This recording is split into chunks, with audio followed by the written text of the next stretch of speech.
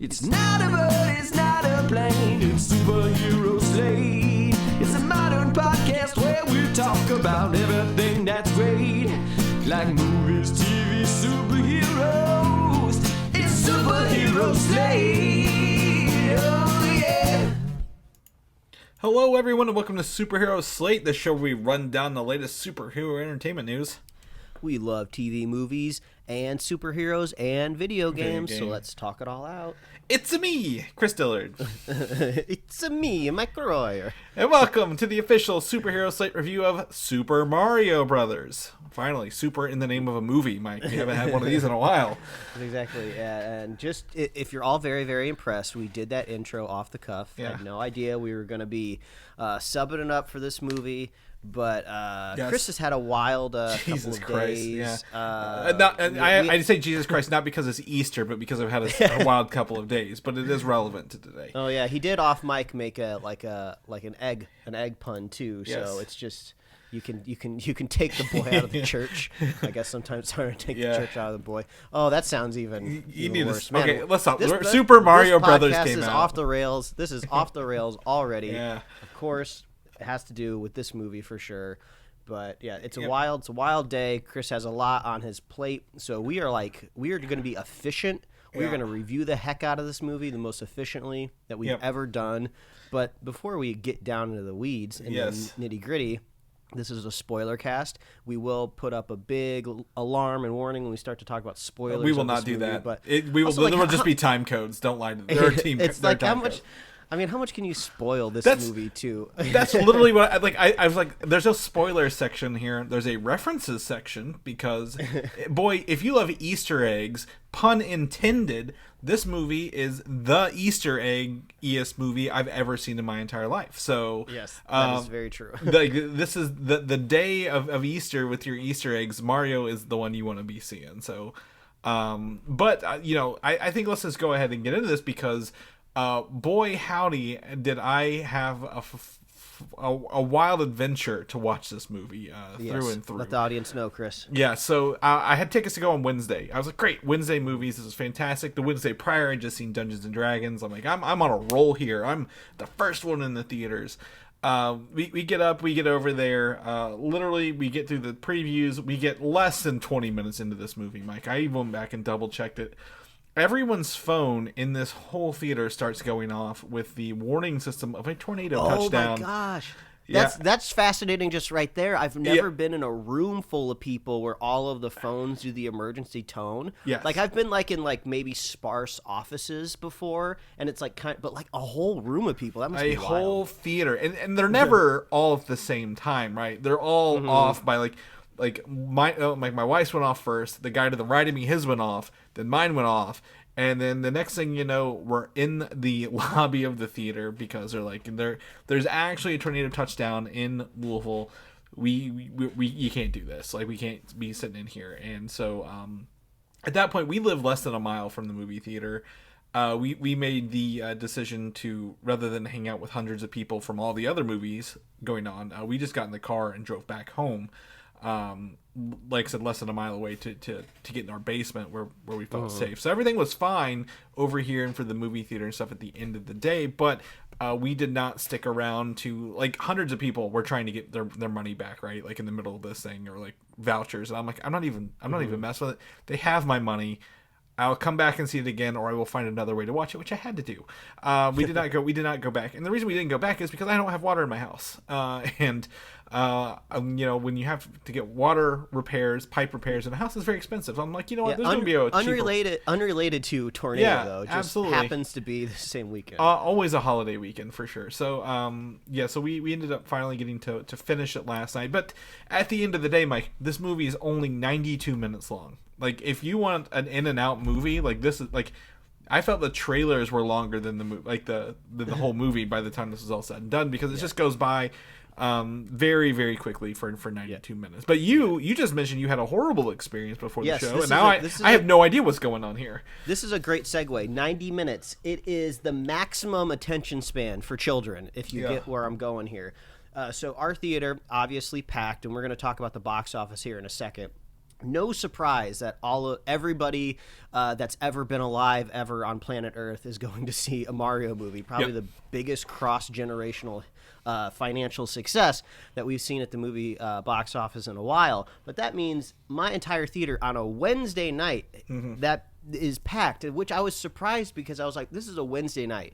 If you're a Super Mario fan, right? You're gonna know that it's gonna be on a Wednesday. You're gonna go to the theater early. You're gonna be in there, and it's only gonna be the fans who are respecting the content on the screen. Not the case. We had a rowdy sort in front of us, to the side of us. It was insane. I know this is going to be a big theme when we start reviewing the movie and talking about spoilers. But the kids' enthusiasm for this film might be too off the charts. It's gone off the scale to the point where, like, I could not enjoy the movie. There was, like, at least 5 or 6, I don't know, like, mid-teenagers in front of us, like, hooping, hollering, screeching to the point. Now I'm starting to understand people that have been complaining about, like, concert etiquette recently. I don't go to a lot of concerts, but people have been discussing this very earnestly online, of paying hundreds and hundreds of dollars to go to, like, I don't know, like a Taylor Swift concert, and then there's a crazy rabid fan next to you who's literally shrieking for 2 hours, and you can't enjoy, the concert because of this person. A very similar experience where, like you said, Chris, every single Easter egg, there had to be some sort of yell or yelp at the screen. There had to be arms flailing in the air. I was like, what is happening? Who gave everybody ecstasy and caffeine to see this movie? It was extremely distracting, Chris. Despite the fact my theater had, potentially life-threatening weather, in mind, the kids were actually the best part of the movie. Even with everything going on, I was like, oh, these kids are actually well-behaved. Yeah. So that's very interesting that you have the opposite effect.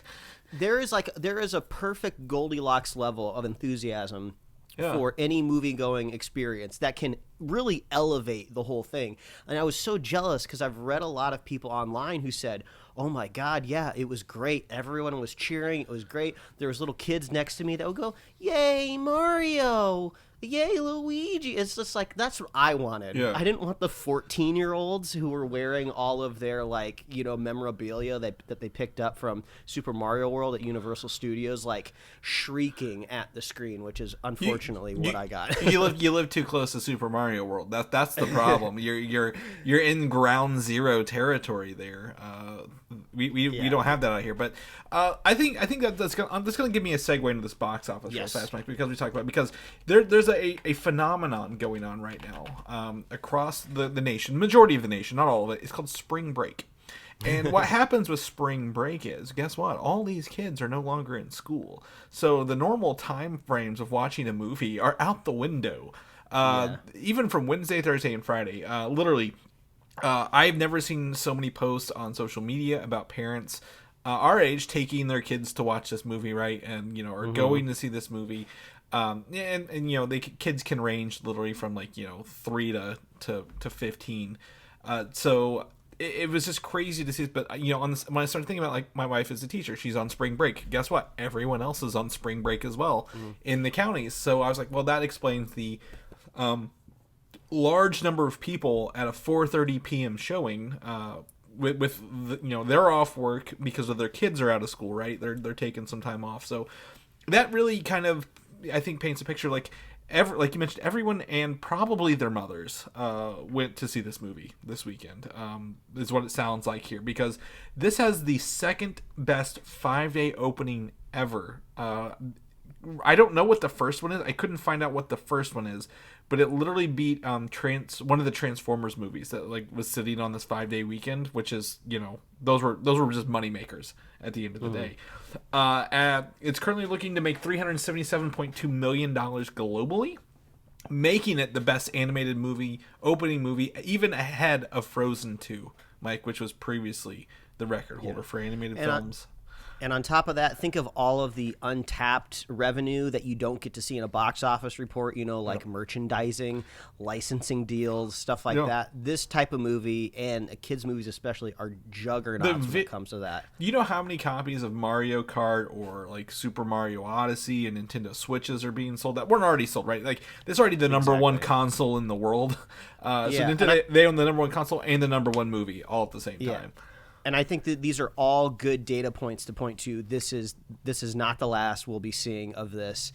Like, I saw some people that are probably being a little too zealous, where they're revealing their imaginary slate in their head, where they build up to a Super Smash Brothers movie, and like, yeah, it could be possible, right? But I think let's start slow. Nintendo's always been very close to their chest with their IP, so this will be very reassuring to them to make at least one more. But this is going to be a trend moving forward for Hollywood.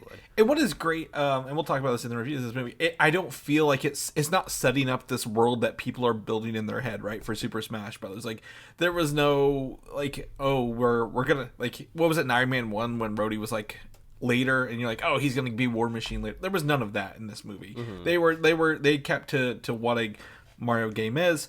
I would also say this is the biggest video game opening ever. Warcraft was the previous holder, but it was like half the money that this made. So that's another one. This is also the biggest, best opening for the studio Illumination, who made the thing, who's known for mostly their Minions franchise, Secret Life of Pets. I would love to know the behind the baseball of the meetings, the deals, the the money, the options when it came to Nintendo finding the studio to make this movie, right? Illumination. I don't want to say necessarily they got lucky. They proved that they could make, financial successes at their studio, so they earned it. But man, this would have just been like a golden goose for any studio to be a part of. Yeah, absolutely. Yeah, and you're gonna see, I think, when we talk about this, the transfer of what Illumination does with Minions over to this movie as well. And we'll talk about that when we get into the review. But like, in terms of money, I think this also holds now the biggest Friday for a non-opening movie. So like, it didn't open on Friday, it opened on Wednesday, right? Beating out Avengers Endgame and Star Wars. Like, this movie is literally breaking records left and right, and monetary records left and right, and just permeating, like you mentioned, multiple generations at a time. So I'm sure it's going to have legs too. Yeah, absolutely. It's not going to see those devastating drops that like Shazam 2 saw a couple weeks ago. I was trying to think of what was in theaters next week, because what this movie did, sadly, was cut the legs off of Dungeons and Dragons. But that's because you're battling for premium real estate space in the screens, right? Like, you only have so many screens in a theater. How many can you give to Mario the week after Dungeons and Dragons opens? So I'm sure that Mario money was a lot bigger. So they cut the legs off of Dungeons and Dragons to put this up there. I believe what the other movie that came out was Air this weekend, the Apple TV thing that some people saw, and it's getting positive reviews, but I don't think it's going to take the place of Mario next weekend when this movie continues to just keep going. Yeah. The next 2 Fridays, it's mainly like adult oriented content. You got the Nicolas Cage Renfield coming up, and then there's an Evil Dead Rise coming out. Both R-rated movies, I believe. So, and then I'm looking at the week after that. Yeah, nothing. I would say nothing tentpole-y in the rest of April until Guardians. Yeah. Okay. So that seems about right. So honestly, I think we will keep you guys posted on a regular episode, but like this movie is going to literally just be dollar signs upon dollar signs, just like any Mario video game and Nintendo console ever released. Dollar signs upon dollar signs. So we will stop talking about the box office. Let's get into the review. The real review will start now. I'm going to put it under references. So I think I don't think there are spoilers in this movie at all. Just to go ahead and get that out there, Mike, and you correct me if you're wrong.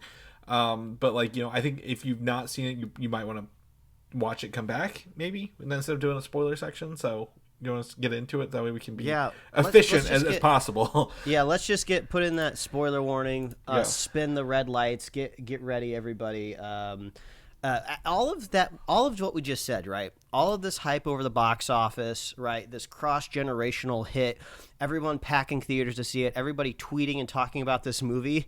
In my opinion, unfortunately, this movie is devastatingly average. I don't think there's anything that blew me away from this movie except for just the nostalgia hits occasionally. This movie does have a cheat code, video game pun intended, and that is the music. Yeah. Whenever they're not doing, I think, the obnoxious like pop culture needle drops of like music that we're familiar with in our world, not the Mushroom Kingdom world. But yeah, all of the music is just like when I drank this full sugar Mountain Dew a couple minutes ago. Like the sucralose is getting into my brain and touching and making it fuzzy. Just like when I hear that music and like the remixed versions of it, it's just like it brings me so much joy to hear that. I've never heard Mario music in surround sound and all of that clarity before. So that was truly a unique experience that I almost think that is enough worth the price of admission. And like you said, Chris, this movie's only 90 minutes. So even if it's just right down the middle, you know, not a whole lot going on story or plot wise, at least you're in and out in like, you know, just a couple bingeable episodes of whatever you might be on your couch streaming to begin with. But yeah, for me, unfortunately, I'll just sum it up really quickly. It was just very average. There's things I liked, there's things I didn't like, but there's not a lot of energy behind this for me, except for just kind of talking about it just holistically as like a film, and it maybe like changing the way like Hollywood like pivots its content. That's fun to talk about for me, but this movie kind of left me a little meh. I don't mean to take all of the wind out of the sails. I'm gonna go the other way. I think? had a great goddamn time. I was able to, despite having to watch this in 2 parts, by the way, just gonna put that out there.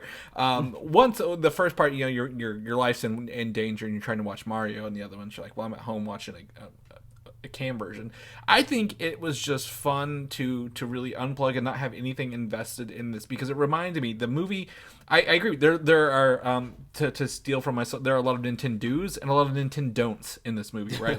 like I will say, the songs "Holding Out for a Hero," which we just heard in Shazam 2 weeks ago, in this thing, you know, right? No Sleep to, like, you know, the music, the very on the nose pop songs that, or I wouldn't say pop songs, but like songs that you hear in multiple movies across tons of films that are very overplayed. Absolutely. The plot is as thin as you can get a plot without it breaking at the end of the day. But to me, when I think about it, as when you watch, you know, play a Mario video game, none of those have plots either, right? You're starting in World 1 and you're like, okay, the point is to defeat Bowser at the end. There's no cutscenes. This isn't a Final Fantasy movie. This isn't, you know, again, this isn't The Last of Us. That is a story driven. Mario is about high energy, jumping on things, flipping around, lots of colors, really weird enemies, and just having, you know, a fun time. And I think that really embodies it. But at the same time, as you mentioned, it's not a perfect film. It's not something you're gonna go like, this is gonna go down in the annals of history as like, oh my god, the best video game movie ever. It's the most money a video game movie ever made ever. But that's because everyone has played Mario since like 1984 or something like that. Like, you know, we going back to even the original Donkey Kong, right? There's references in here with the barrels and the stuff like that. So I just love, you know, it is, I would say, what we say, it's the least common denominator of a movie, right? Everyone can get into this and understand it, but it is not, it's not top tier. This is not, again, for something that's highly reviewed, The Last of Us, which is an entirely different thing, but this knows its audience. This is all out, like you mentioned, a kid's movie at the end of the day, right? And you can feel that because the Illumination brand is coming through. Yeah, and it's hard for me to like stand on any sort of soapbox, right? Because I know what I'm going up against here. Yeah. Right, this is an absolutely juggernaut when it comes to success, right? You know, I don't even like. I want to bring up the Rotten Tomato scores, but I don't want to bring it up just because it's such a nightmare to talk about that review system to begin with, right? Yeah. So I'm not even going to do it. But the thing that just drives me crazy is just like it's such a success on so many metrics, right? You know, I don't want to make anybody like feel bad if they liked it or even if they worked on the movie. But overall, you can really feel the Illumination studio DNA in this movie. I was kind of hoping they might be able to break out of their storytelling shell a little bit and maybe show a new side of the studio, because there actually literally is a new side of the studio that they invented. I forgot what they coined it. Maybe it's called like Moonlight or Starstruck, something space oriented, where it's a sliver of the studio that's being outfitted just to do kind of experimental kind of animation. I think it's going to be the arm that tries to compete with like the Spider-Verses here in the future. So maybe I was hoping for a little bit of that, but it's like you said, it's very lowest common denominator, right? You know, they're going for like the bottom barrel of the jokes, pun intended, when it comes to Donkey Kong. Like the perfect example is like Donkey Kong saying like, "Oh, I like your cat costume," not. It's like those type of jokes are all over this movie, and like it's, yes, a kid audience is absolutely gonna love it, but I was just hoping like, can you inject a little bit maybe of like the Pixar DNA, right? That maybe lets the like the parents in the audience maybe like elevate it just slightly. But like I get it. This is like a kids movie, but at the same time, huge cross-generational like spans, right? I mean, talk about all the generations that have touched Mario's over the year. I just wish maybe they wouldn't have focused so much on the younger end of it, since so many people were going to this movie. Well, I think when you look at the studio, like what studio is going to get us the most audiences available, right? Because you're not just dropping young kids off at a theater, you're getting their parents too, right? So you're selling 3 movie tickets when normally you'd sell 2 for an adult film. So I think Nintendo, when they partnered with them, they knew what they were doing. But you can feel, I feel, maybe it's not Illumination who did this. They know how to take what they were given. It feels like literally the Nintendo higher ups were like, this is what we want it to do and include, so go get it done. Because again, like I said, no Mario game has a plot, right? You just start off, you're just opening the level, and boom, you're there, kind of thing. Plot. You know, I will be nice. I will say something nice, Chris. I really, and this is probably going to be like, this is going to make me seem like the oldest person in the audience. I really loved the opening of this movie when it was just about brothers and the problems with their parents, and they're in Brooklyn and they're just trying to get a business started. I was like, this is awesome. I love this. I didn't realize they were going to lean so heavily into the realism of the real world. And I loved all the little kind of like references they put in the background to like NES and Nintendo history. I loved everything that happened in Brooklyn. So I guess I'm just like the fuddy duddy that was like, they go to the Mushroom Kingdom, like, oh man, can't we go back to Brooklyn? There are some great things. Like, again, like, you know, the Punch Out restaurant they're in early on, right? He's playing Kid Icarus on his regular Nintendo in his bedroom. Oh my god, watching Mario play Nintendo was actually really cool. Yeah. Him holding the controller, I was like, oh, this is great. I don't know if you caught this, but whenever they're trying to get to that house early on, right, to fix the plumbing with the dog, that is all the blocks and stuff on that like thing when it's going sideways is World 1-1 from Super Mario Brothers, identically right there. Like you see it like when they're in the construction zone. Okay. I didn't catch that. I mean, I knew that they were doing like a 2D, like, oh, it looks like a video game, but I didn't realize it was a literal 1-for-1. Yeah, because you can see like the yellow cones and blocks like really like kind of line up with it. So you know, it's fun. This movie is full on Easter egg mode. Like if you're looking for Easter eggs or something, you know, to talk about, like this is that movie through and through. But that's unfortunately as deep as it gets. We don't even have the time either to talk about all the Easter eggs. Like we would be going well over an hour just to talk about all the Easter eggs. I pull up Super Mario Brothers references, right? The first article is 85 Easter eggs and references. I'm like, god damn, like I feel like that's on the short end of the stick, really, at the end of the day. But I want to touch on something here that was very, I guess, people were very mad, right, when they announced Chris Pratt as the voice of Mario. Not once did I actually hear Chris Pratt in this, and I think it owes it to 2 things. One, Seth Rogen as Donkey Kong was just Seth Rogen. the whole way through. Yes. And like when you have that compared to, it's not Chris Pratt doing Chris Pratt, it's Chris Pratt doing like a Brooklyn accent, if you will. And I think they maybe even pulled back some of his dialogue, or maybe they never had a lot of dialogue for him, right? It's supposed to him reacting to the world he's in. It didn't take me out of this movie at all that Chris Pratt was Mario, more because I think Seth Rogen as Donkey Kong was just right there in our face the whole time, being that loud, obnoxious, doing his Seth Rogen laugh. I think even at one point, I was like, the voice talent was all over the place, right? You had probably some of the best voice acting I've seen in a while from Jack Black. Just amazing. The fact that they gave him a song too, leading into his musical abilities, was just is perfect. Like amazing. And I love the song, but I think that's where I heard Jack Black the most come out when he was singing, right? But it's fun. It was still a fun song at the end of the day. And also, but I mean, I love Fred Armisen. I love everything that he does, but he played the worst Cranky Kong. That is like the last kind of interpretation I would have expected. It sounded like a nasally Larry David, and I hated it. Every time Cranky Kong was talking, I'm like, somebody put this dude in a barrel and fire him into the lava, because I cannot stand it. So there was big levels of what I liked and didn't like when it came to voice acting. Yeah, so I got to say, everyone being upset at Chris Pratt doing that thing, I think absolutely wrong when you compare to what else was right beside him for the back half of this movie. Princess Peach, I can't think of that actress's name. I feel bad. She's in Split. Anna Taylor-Joy. Yes. She did a great job. Was it Keegan-Michael Key as Adventure Toad? Great job. Even a little modulation with him. It could have been anybody, unfortunately. I wish they would have let it be Keegan more, because to me it doesn't sound like him at all. You're right. They modulated his, right? They added that high-pitched squeak to it.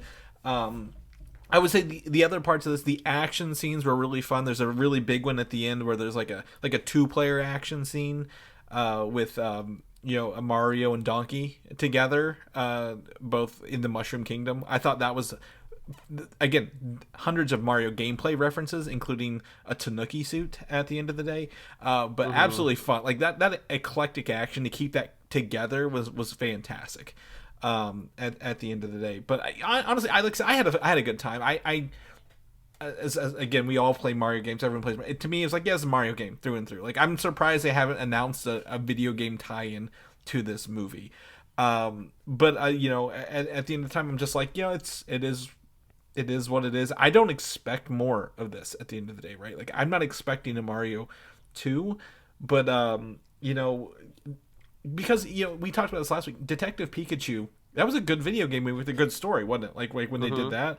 And it's taken them 6 years to even announce a sequel to that. So do you think they're going to start cranking out more of these, or do you think they're going to take a Nintendo break like they always do? I mean, I would say the question block in the room. Oh my God, it's so easy to do Easter eggs talking about this right movie. There.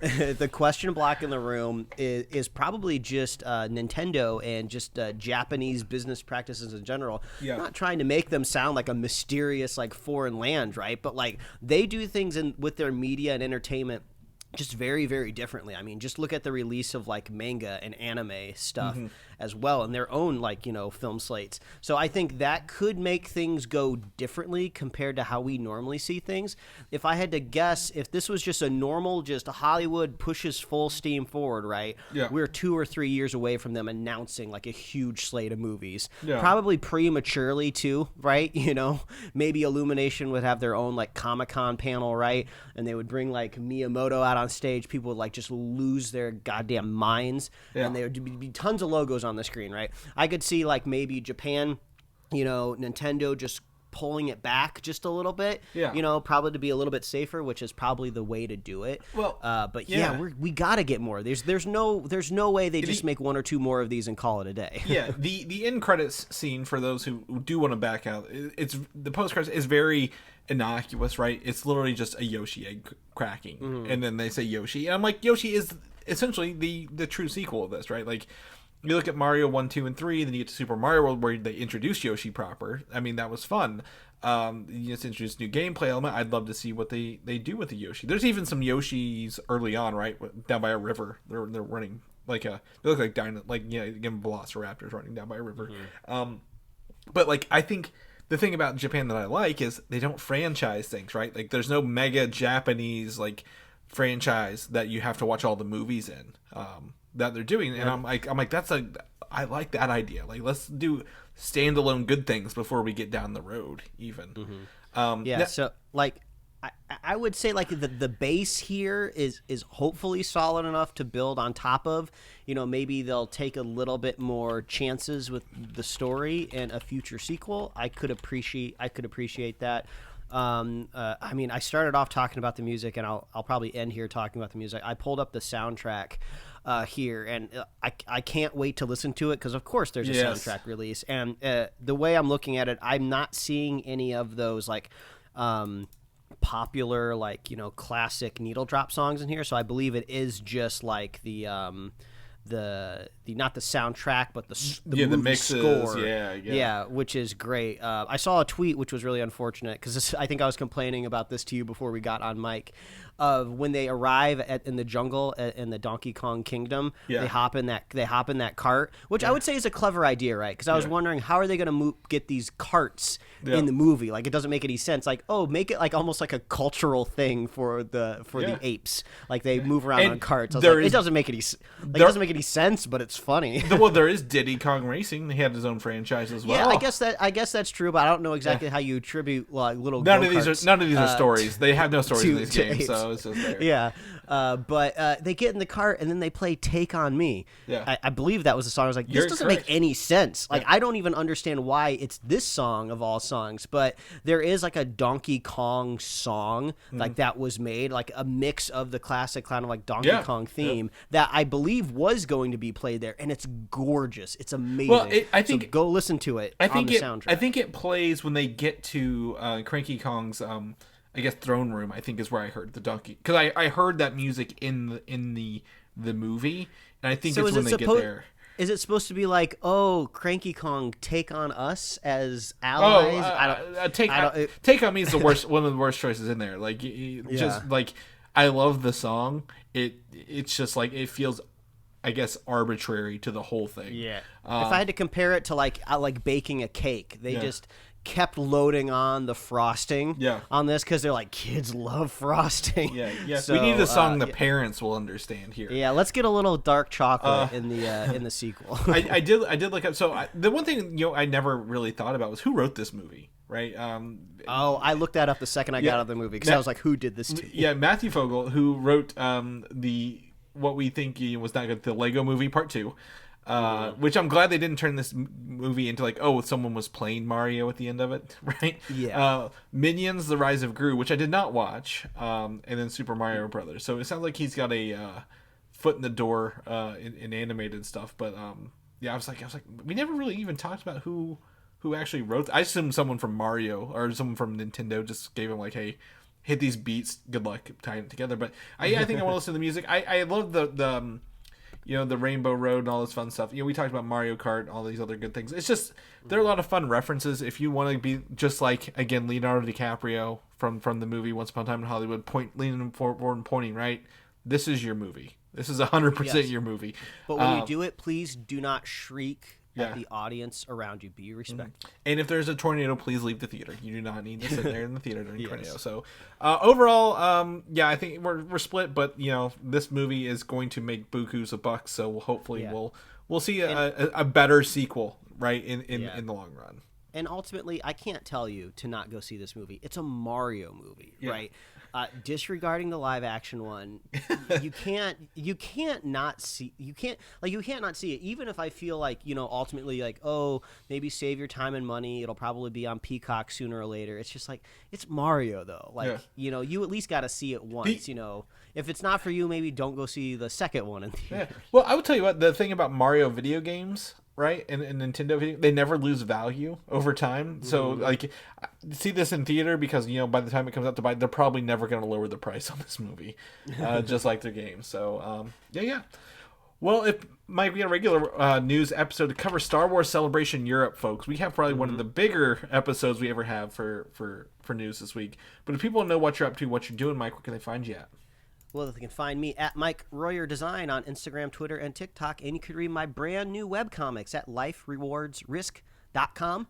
And Chris, people want to check you out. Where can they find you? Yeah, you can find me on Instagram, Valdan87, or on video game consoles. This is about video games. You'll find me on video games. I'm usually Valdan or Valdan1987. So look me up, and we'll play some games together.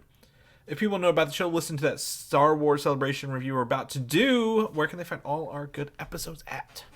Head on over to superheroslate.com. That is the warp pipe that takes you directly to everywhere that we host our little podcast, on Apple Podcasts, YouTube, Spotify, wherever else you'd love to listen to fine podcasts. We got that over there too. We got an awesome website too that has lots of great resources on there with no annoying newsletter pop-ups or ads. So if you want to see when the next movie we're talking about is coming out, if you want to see some helpful timelines, we got that over at superheroslate.com. You can like us on Facebook, follow us on Twitter and Instagram, and we got merch at superheroslate.com/store. We love hearing from you. What did you think of Mario? Are you more of a Chris, or are you more of a Mike, or are you more of an individual with your own unique opinions? Let us know. Reach out.